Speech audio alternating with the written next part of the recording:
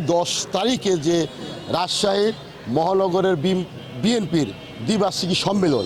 এই সম্মেলন তারেক রহমানের সম্মেলন, দেশনেত্রী বেগম খালেদার যে সম্মেলন, এই দলে আমাদের পার্টির ভারপ্রাপ্ত চেয়ারম্যান উনি অনেক দক্ষ। উনি আমাদের রাজশাহীর যে একটি বিএনপির যে একটি প্রতিষ্ঠিত দল, বিএনপির যে ঐতিহ্য, এটা ফিরিয়ে নিয়ে আসার জন্য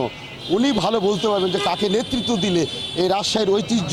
বিএনপির ঐতিহ্য ফিরে আসবে এবং আগামী দিনের যে জাতীয় নির্বাচন হবে সেই জাতীয় নির্বাচন আমাদের এই কমিটির উপরে নির্ভর করবে। আগামী দিনের এই জাতীয় নির্বাচন আমরা আন্দোলন সংগ্রামে যারা বিগত দিনে রাজপথে এই যে আমাদের পার্টির ভারপ্রাপ্ত চেয়ারম্যানের যে সব কর্মসূচিগুলো ছিল, আন্দোলন সংগ্রামে যারা নেতৃত্ব দিয়েছে এবং এখানে সমন্বয় করে আমি চাইব যে একটি সুন্দর কমিটি তারুণ্যের দিয়ে আমাদের তারুণ্য দিয়ে আমাদের একটি সুন্দর কমিটি উপহার দিবে, যে এই কমিটি রাজশাহীর আমাদের যারা নেতৃবৃন্দ, যারা ত্যাগীরা যারা আছে তাদেরকে মূল্যায়ন করতে পারে এবং জনগণের সাথে মিশে থেকে